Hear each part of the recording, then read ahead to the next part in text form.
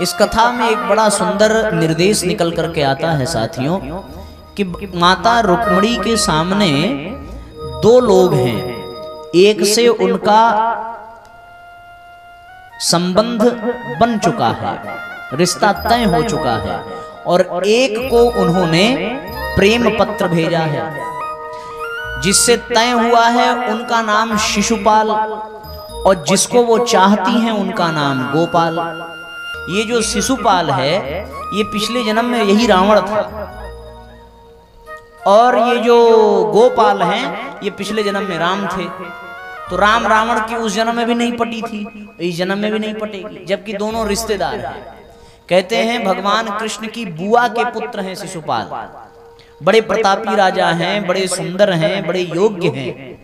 पर माता रुक्मिणी ने शिशुपाल के साथ विवाह निश्चित हो जाने के बाद भी भगवान कृष्ण के सामने अपना प्रस्ताव रखा। शिशु माने क्या होता है?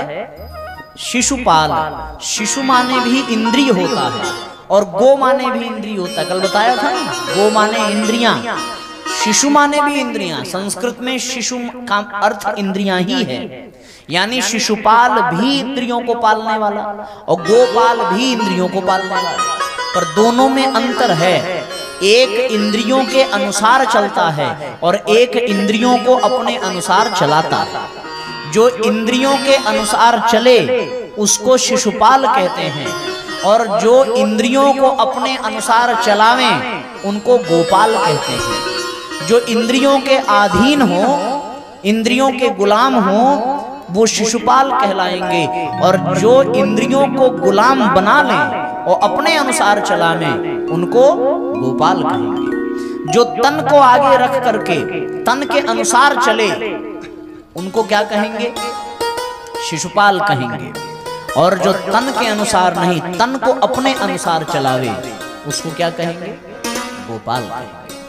हम लोग तन के हिसाब से चलते हैं, शरीर के हिसाब से। कहीं जाएंगे किसी कथा में, मान लीजिए कथा में नहीं, चलिए कथा में तो आप 7 दिन से आ रहे हैं, आज आपको किसी बारात में ले जाते हैं। किसी बारात में मान लीजिए आप पहुंचे। अब बारात में पहुंचने के बाद आदमी अपने तन की सुविधा देखता है, स्वाभाविक भी है। यदि आप पहुंचे, अब वो देखेंगे कि गद्दी वाला सोफा कहाँ लगा है, बढ़िया टेक लेने के लिए कहाँ लगा है। आदमी तन के हिसाब से अपनी व्यवस्था ढूंढता है। अब बारात में ढूंढते ढूंढते ये अभ्यास हो जाता है तो वो कथा में भी ढूंढने लगता है। कथा में नियमतः जमीन पर बैठ करके भावपूर्वक पूरी श्रद्धा के साथ सुनना चाहिए, पर अब कथाओं में लोगों के सुविधा असुविधा को देखते हुए कुर्सियों और सोफों की व्यवस्था की जाती है। किसी के घुटने में, किसी के कमर में, वैसे हम ही सोफा बैठे हैं, व्यवस्था है। तो ये क्या है?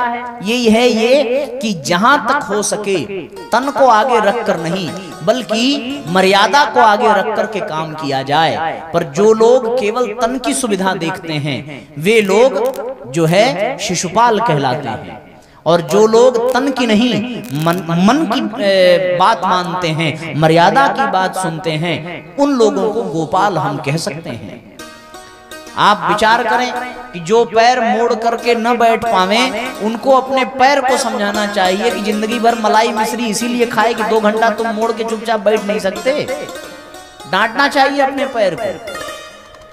टेक लेने के लिए पीठ खोजती रहती है तो पीठ को समझाइए कि बचपन में कम से कम 8 बार दिन भर में माँ बाप ने मालिश किया, इसीलिए कथा में बैठ न सके। क्या फायदा तुम्हारे रहने से, काट के पीठ हटा दीजिए। इसलिए अपने तन की ही बात केवल न मानना, कभी कभी मर्यादा के अनुसार अपने तन को ढालना ही तप कहलाता है। इंद्रियां तो कभी नहीं चाहेंगी कि आप जो है कुछ अच्छा कार्य करें, क्योंकि उनको दूसरी चीजों में बहुत आनंद आता है। अब कथा में बैठ, अभी कहीं बढ़िया स्थान पे चले जाइए, पार्टी वार्टी में खूब आइटम बना हो, चाउमीन फाउमीन और सब दुनिया भर का फैला हो, देखिए मैं दावे के साथ कहता हूँ कोई माई का लाल जाकर के सो नहीं सकता वहां। लेकिन यहाँ नींद आ रही है, आंख झप रही है। क्यों झप रही है भाई? आंख काहे झपी? इसका मतलब आप अपनी आंख के हिसाब से चल रहे हैं। अपनी आंख को कह दीजिए खपच्ची लगा देंगे बीच में, अगर झुकी तो पूरा खुले रहो एकदम कायदे से। ये क्या हो गया? ये हो गया अपने तन को तैयार करना तप के लिए। तो कहने का तात्पर्य ये हो गया कि यदि हम हमेशा अपने तन की ही सुविधा देखेंगे तो फिर हमारा मन उतना ही हमें भटकाएगा। कभी कभी अपने तन से जबरदस्ती भी करनी चाहिए। ये जबरदस्ती ही तप कहलाता है, तपस्या कहलाता है। तो इसलिए शिशुपाल वो है जो अपने तन की सुविधा देखता है, यानी इंद्रियों की, और गोपाल वो हैं जो इंद्रियों की नहीं बल्कि इंद्रियों को अपने अनुसार चलाते हैं। वो भगवान है।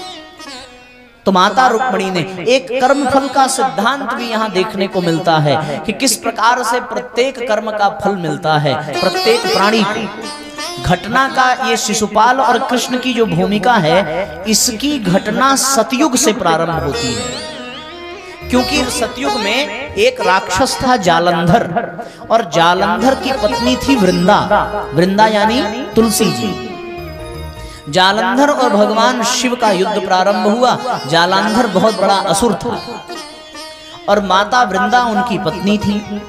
वो अत्यंत कठोर तप करती और पत्नी के तप के कारण जालंधर को कोई पराजित न कर पाता, क्योंकि उन्होंने सती का एक संकल्प लिया। इतना कठोर तप उन्होंने करना प्रारंभ किया। भगवान शिव भी सोचने लगे कि किस प्रकार जालंधर को मिटाया जाए, पराजित किया जाए।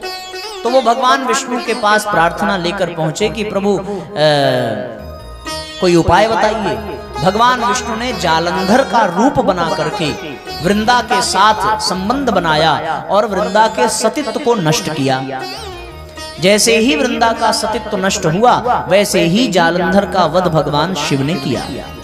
अब ये कर्म भगवान विष्णु का भी बना, ये कर्म जालंधर का भी बना, ये कर्म भगवान शिव का भी बना।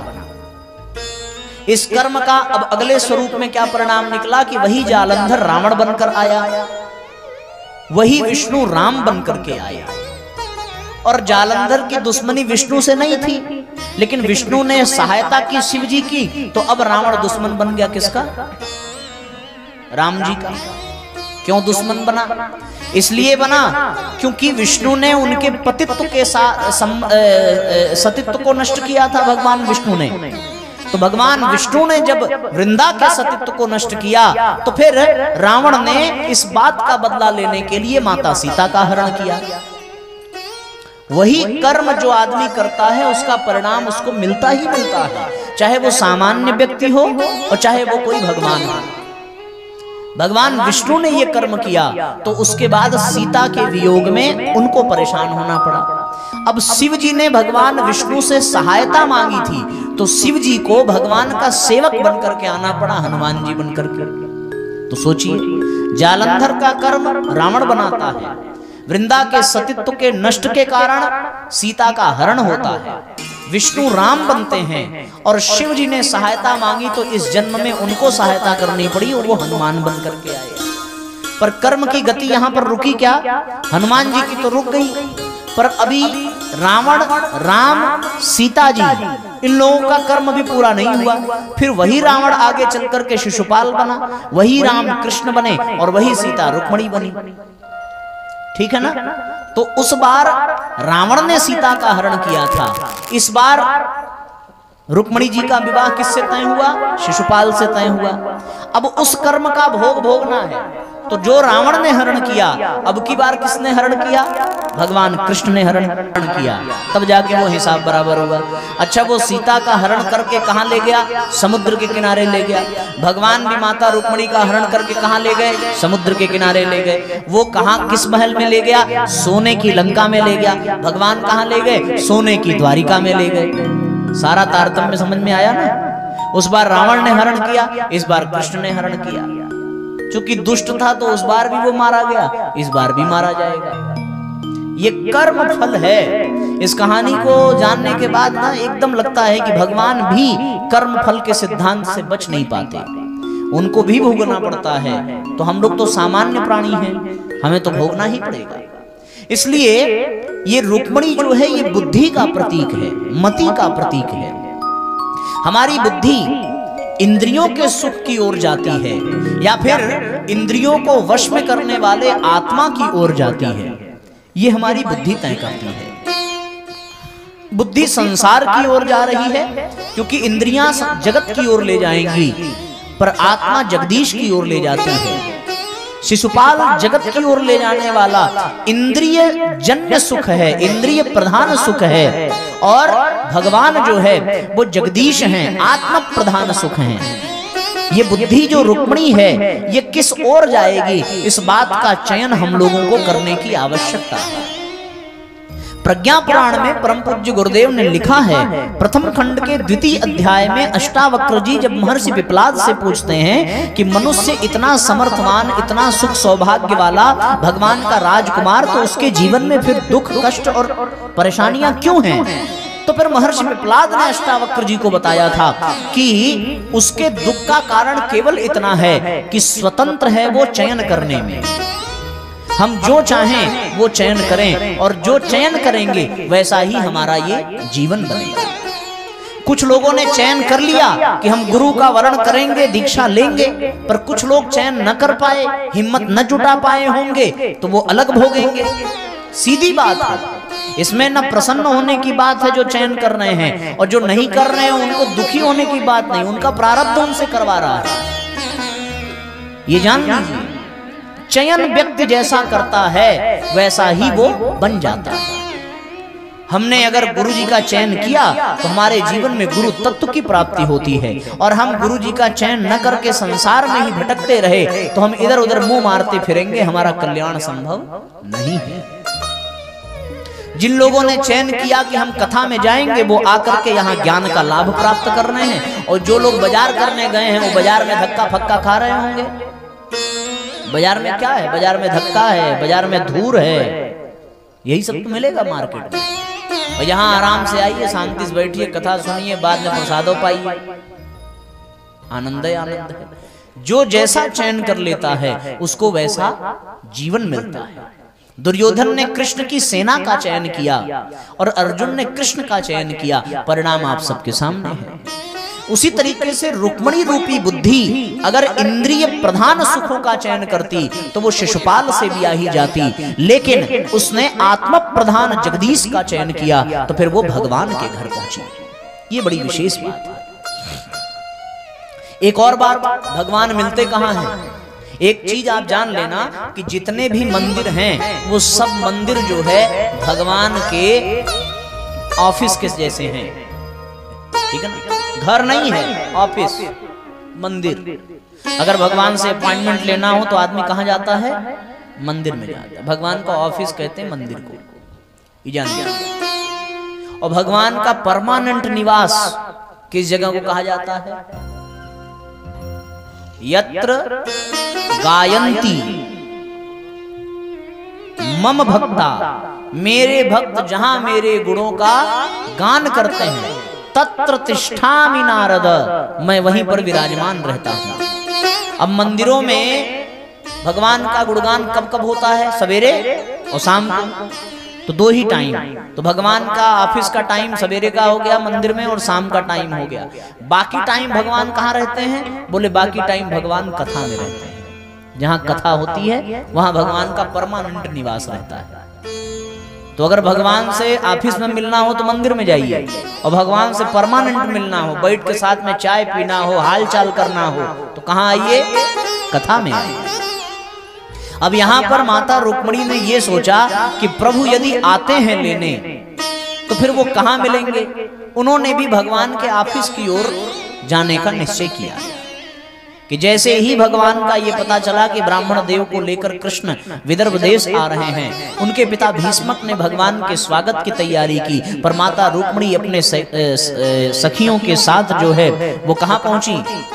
माता के मंदिर पहुंची। मंदिर ही भगवान का ऑफिस है। माता के मंदिर में जैसे ही पहुंची, अक्षत पुष्प निवेदित किया कि हे माँ, आपसे प्रार्थना है। क्या प्रार्थना? कि मैं कृष्ण को ही पाना चाहती हूँ, वर के रूप में मेरी कामना को पूर्ण करिए। मोर मनोरथ जानहु नीके, पुर बसहि सदा सबही के।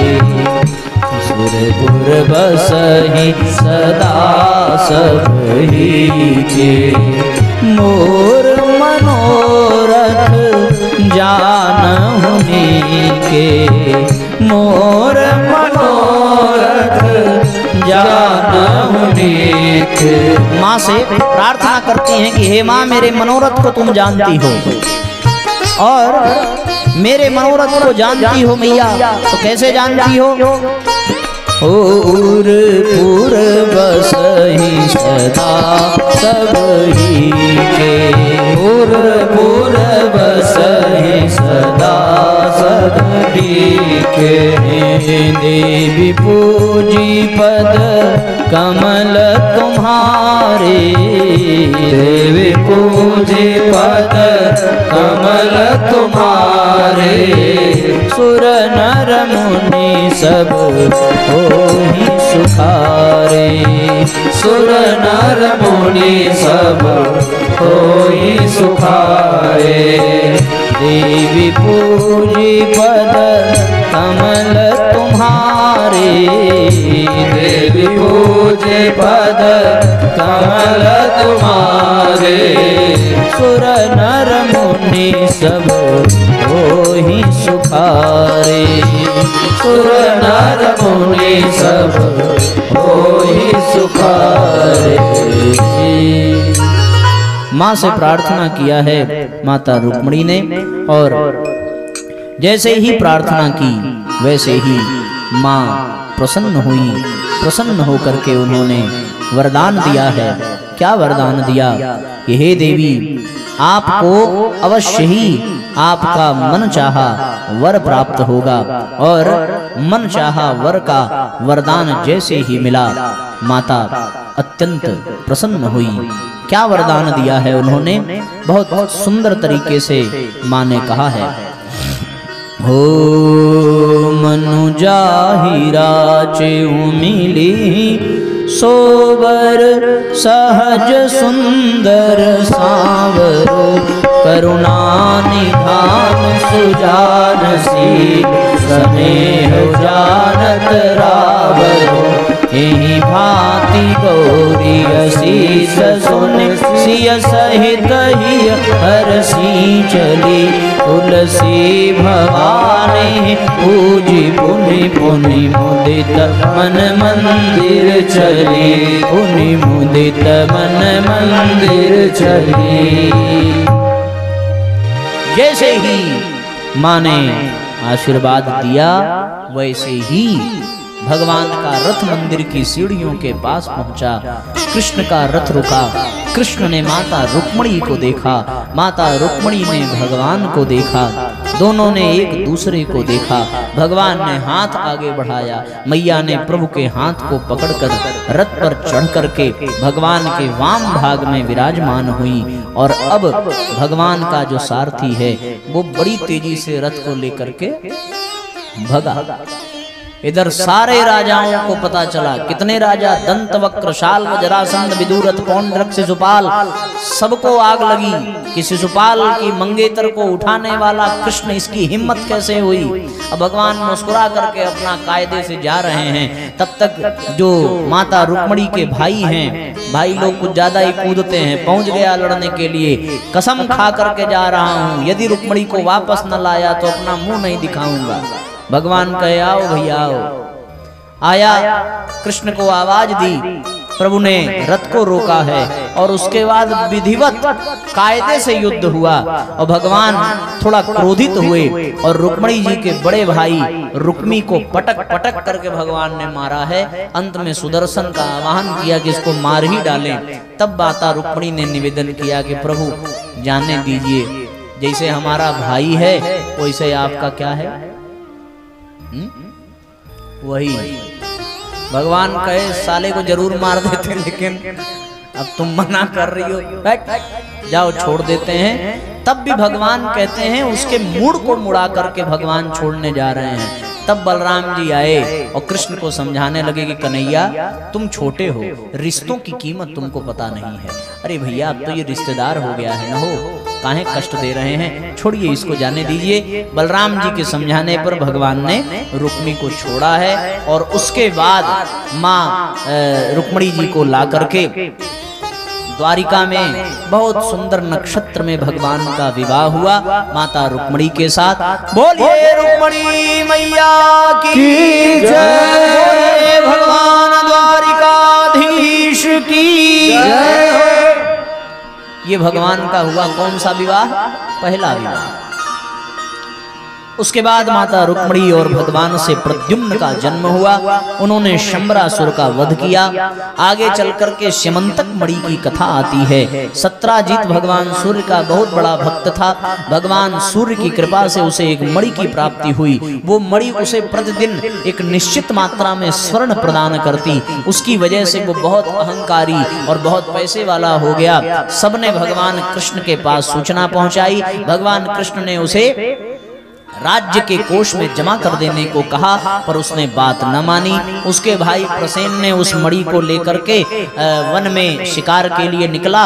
वहां सिंह ने उसका वध किया और उस मणि को सिंह से छीन करके जामवंत जी ने अपने पास अपनी पुत्री को दिया। जामवंती उस मणि से खेलती रहती। सत्राजित ने उस मणि की चोरी भगवान पर लगाई। भगवान ने इस कलंक को धोने के लिए मणि का पता किया, गुफा में प्रवेश किया। जामवंत जी से युद्ध हुआ। जामवंत को आशीर्वाद मिला था कि उनको केवल और केवल भगवान राम ही पराजित कर सकते हैं। जामवंत जब पराजित होने लगे तो चिंतित हुए कि मुझे राम के सिवा और कोई पराजित नहीं कर सकता, उनका वचन कभी असत्य नहीं हो सकता। तुम कौन हो? भगवान ने कहा मैं कृष्ण हूं। कौन कृष्ण? यदुवंशी कृष्ण। विश्वास नहीं होता मैं कैसे पराजित हो गया। तब भगवान ने अपने स्वरूप का दर्शन कराया और राम के रूप में जामवंत जी ने दर्शन किया। भगवान जामवंत जी ने भगवान को अपनी पुत्री जामवंती सौंपी कि मैं अपनी धरोहर प्रभु आपके चरणों में समर्पित करता हूँ, आपसे अधिक योग्य कोई वर नहीं मिलेगा। भगवान ने स्वीकार किया और भगवान का दूसरा विवाह हुआ। किससे? जामवंती से। लौट करके मणि सत्राजित को दी गई। सत्राजित को बड़ा संकोच लगा। सत्राजित ने संकोच में आकर के अपनी पुत्री सत्यभामा को भगवान के चरणों में समर्पित किया और भगवान का तीसरा विवाह भी किससे हुआ? माता सत्यभामा से हुआ। आगे चल करके भगवान ने पांडवों से मुलाकात की। पांडवों को बहुत सम्मान दिया, बहुत प्रेम दिया। सब पांडव भगवान को घेर करके बैठे रहे। खूब नेह स्नेह की बातें हुई। फिर अर्जुन के साथ भगवान शिकार पर निकले। यमुना के तट पर एक स्त्री को विलाप करते हुए देखा। अर्जुन को भेजा, पता किया वो स्त्री कौन है। बोले सूर्य की पुत्री कालिंदी है, वो भगवान विष्णु का वर्ण करना चाहती है। फिर युधिष्ठिर आदि के कहने पर भगवान कृष्ण ने माता कालिंदी से विवाह किया। ये भगवान का हो गया चतुर्थ विवाह। आगे चल करके कालिंदी माता का पाणी ग्रहण करने के पश्चात उज्जैन देश के राजा विंद और अनुविंद, उनकी बहन जो है वो मित्रविंदा ने स्वयंवर में भगवान को अपना पति के रूप में उन्होंने अपनी कामना व्यक्त की। भगवान बलपूर्वक मित्रविंदा का हरण करते हैं और भगवान का पंचम विवाह संपन्न हुआ। तत्पश्चात कौशल देश के राजा नग्नजित की पुत्री, जिन्होंने एक शर्त रखी थी कि एक साथ 7 दुर्दांत बैलों पर जो विजय प्राप्त कर ले उसी से मैं अपनी पुत्री का विवाह करूंगा। भगवान से बड़ा पौरुष वाला कौन हो सकता है। भगवान पहुंचे। नग्नजित की जो कन्या है उस कन्या से भगवान ने बैलों को पराजित करके सत्या से विवाह किया। ये भगवान का षष्ठम विवाह हुआ। सप्तम विवाह भगवान का किससे हुआ भैया? भगवान के ही फुआ श्रुतकीर्ति केके देश में ब्याही गई थी। उनकी कन्या का नाम था भद्रा और उसके भाई संतर्दन आदि ने उसे स्वयं ही भगवान श्री कृष्ण को सौंप दिया। भगवान ने उसका भी पाणी ग्रहण किया। तत्पश्चात मध्य प्रदेश के राजा की एक कन्या थी लक्ष्मणा, जो बड़ी सुलक्षणा थी। इस प्रकार से भगवान की 8 पटरानियां भगवान ने उनका पाणी ग्रहण किया। कई लोग इसको बड़े विचित्र दृष्टि से देखते हैं कि तुम्हारे भगवान ने तो बड़ी विवाह किए। हम लोग कहते हैं भैया बड़े विवाह किए इसीलिए वो भगवान हैं। तुमसे तो एक भी नहीं संभलेगी। 8 की तो बातें छोड़ दीजिए, एक छोड़िए 3-4 आप रख लें तो हम आप ही भगवान मान लें। विवाह केवल विवाह नहीं है, विवाह तब सफल है जब उस विवाह में निर्वाह करने की शक्ति हो। अगर निर्वाह करने की शक्ति नहीं है तो फिर वो विवाह नहीं, वो बियाह है, और बियाह के अंत में आह आता है। और जब निर्वाह नहीं होता तो केवल आह आह ही निकलती है, और जब निर्वाह होने लगे तब विवाह के अंत में वाह वाह निकलती है। गृहस्थ धर्म का अच्छे से जो निर्वाह करे वो वाह वाह का भागी होता है, और जो निर्वाह न कर सके वो साला आह आह का भागी होता है, साला ही कहा जाएगा। भरे समाज में आप ये न समझना कि स्लिप ऑफ टंग हो गया। मैंने जानबूझ करके इसलिए कहा कि आज बाबूजी हमारे समाज में जितना विवाह नहीं हो रहा है उससे अधिक तलाक हो रहा है। तो तलाक यदि करना ही था तो विवाह करने की जरूरत क्या थी? यदि निर्वाह करने का सामर्थ्य न हो तो फिर विवाह भी करना नहीं चाहिए। ये समाज का बहुत बड़ा कलंक है। ये तलाक वाली पद्धति हमारे देश की नहीं है, ये फॉरेन की है, विदेशों से आई है, विदेशों से चुराई। हम लोगों ने अपनी संस्कृति को भुला दिया और पाश्चात्य जगत की संस्कृति को अपने यहाँ लागू कर दिया। अन्यथा तो तलाक, फैमिली कोर्ट, ये सब हमारे यहाँ होते ही नहीं थे। एक बार विवाह हो गया तो चाहे मर के जी के निर्वाह करना ही करना है, चाहे प्रेम से करिए चाहे ऊब करके करिए। एक अनुशासन था, एक समाज का दबाव था, एक मर्यादा थी, और उस नाते बहुत सुंदर तरीके से जीवन का निर्वाह हो जाता था, तालमेल बिठा करके। कभी कोई निर्वाह कर लेता था, कभी कोई निर्वाह कर लेता था। राम जी ने विवाह किया पर निर्वाह सीता जी ने किया। इस बात को समझिए, सीता जी को वन वन भटकना पड़ा। विवाह के पश्चात कुछ दिन फिर वनगमन, और उसके बाद लौट करके आई तो फिर वाल्मीकि आश्रम में। तो निर्वाह किसने किया? माता सीता ने किया। इसी प्रकार विवाह उन्हीं को करना चाहिए जो निर्वाह करने की शक्ति सामर्थ्य रखते हैं। और निर्वाह कैसे होता है? परम पूज्य गुरुदेव ने 2 सूत्र दिए निर्वाह के, केवल और केवल। इसको खूब अच्छे से दिमाग में बिठा लीजिए। भगवान के गृहस्थी की बात चल रही है तो उस गृहस्थी में इन सूत्रों को समझने की आवश्यकता है कि भगवान ने निर्वाह किया कैसे। पहला सूत्र, इसको खूब दिमाग में बिठा लीजिए। क्या? सम्मान दें और सलाह लें। गुरुजी ने सूत्र दिया। विवाह का निर्वाह करने के लिए पति पत्नी दोनों के जीवन में ये गुण होना चाहिए। कौन सा गुण? पहला, सम्मान दें कि लें? दें, और सलाह लें। अब निर्वाह बिगड़ता क्यों है? क्योंकि हम सम्मान देने की बजाय सम्मान लेना चाहते हैं, और सलाह लेने की बजाय सलाह देना चाहते हैं। इसीलिए निर्वाह नहीं हो पाता। यदि पति पत्नी एक दूसरे को सम्मान दें और एक दूसरे से हर कार्य में सलाह लें तो कभी भी निर्वाह में बाधा नहीं आएगी। ये आप जान लीजिए। जितने भी सफल दाम्पत्य जीवन हैं, वो चाहे आज हो, चाहे कल हो, चाहे परसों हो, जिन भी पति पत्नी के जीवन में तकरार हो रही हो, हल्की फुल्की तकरार ही आगे चलकर बड़ी बनती है। और वो हो क्यों रही है? केवल इसलिए क्योंकि हम सम्मान देने की बजाय सम्मान पाना चाहते हैं। तो जब सम्मान आप पाना चाहते हैं तो सम्मान देना पड़ेगा नहीं? संसार का ये नियम है, आपको वही मिलेगा जो आप देंगे। और न विश्वास हो तो चले जाइए वहां जेठवारा चौराहे पे और जाकर के किसी को गाली दे के देखिए, तो बदले में क्या मिलेगा? संसार का नियम है, आप जो देंगे वही आपको मिलेगा। गाली देंगे, गाली मिलेगी। देखिए भाई, गाली देने की भी अपनी एक परंपरा है। अगर सही समय पर दी जाए तो उसके बदले पैसा भी मिलता है, लेकिन अगर गलत समय पर दी जाए तो गाली के बदले गाली ही मिलती है। तो सही समय देख करके गाली दीजिए। बारात रात आवे तो बल भर करी आइए, खूब पैसा मिलेगा। लेकिन अब चौराहे पे गाली दीजिए तब पैसा नहीं मिलेगा, जो पैसा है वो भी छीन लिया जाएगा। ये जान लीजिए। तो जो आप पाना चाहते हैं वो आप देना प्रारंभ कर दीजिए। कुछ लोग कहते हैं भैया हमको लोग बेवकूफ समझते हैं। आपको बेवकूफ इसलिए समझते हैं क्योंकि आप दूसरों को बेवकूफ समझते हैं। आप दूसरों को बुद्धिमान समझ करके उनकी सलाह लेना शुरू कर दीजिए, लोग आपको भी बुद्धिमान समझने लगेंगे।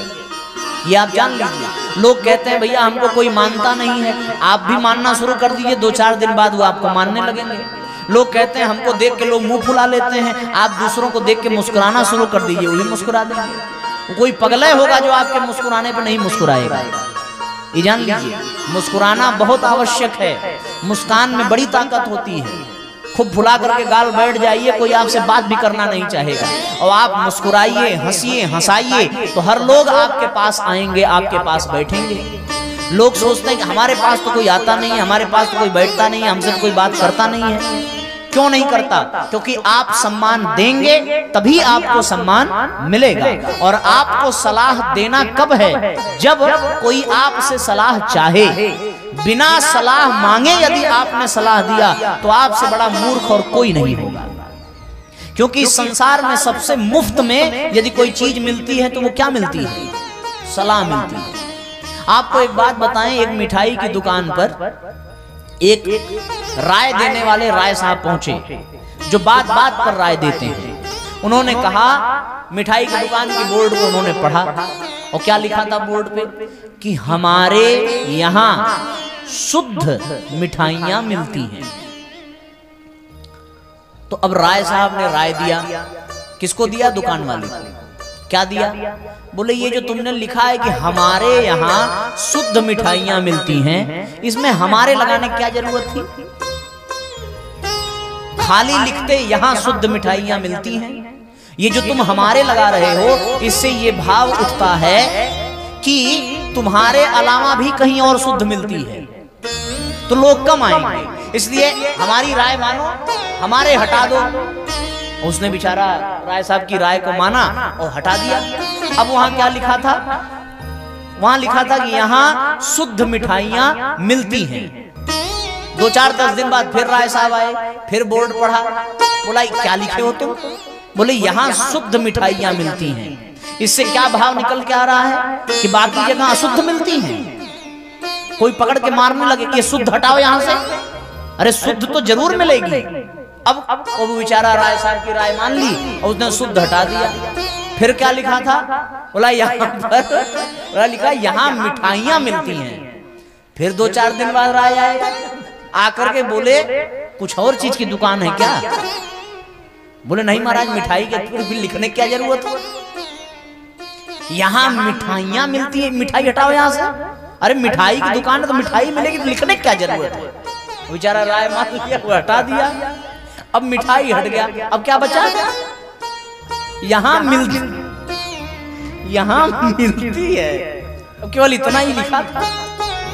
तो फिर अब वो राय साहब की फ्री में जो राय दे रहा हो, अब भैया जब लिखा खाली कि यहाँ मिलती है, तो फिर राय साहब आए तो बोले गजब बेवकूफ आदमी हो यार, ये क्या लिखवाए हो? यहाँ मिलती है, यहाँ नहीं मिलती है तो कहाँ मिलती है? यहाँ हटाओ। यहाँ हटाने के तुरंत वो बेचारा यहाँ हटाया। अब क्या बचा?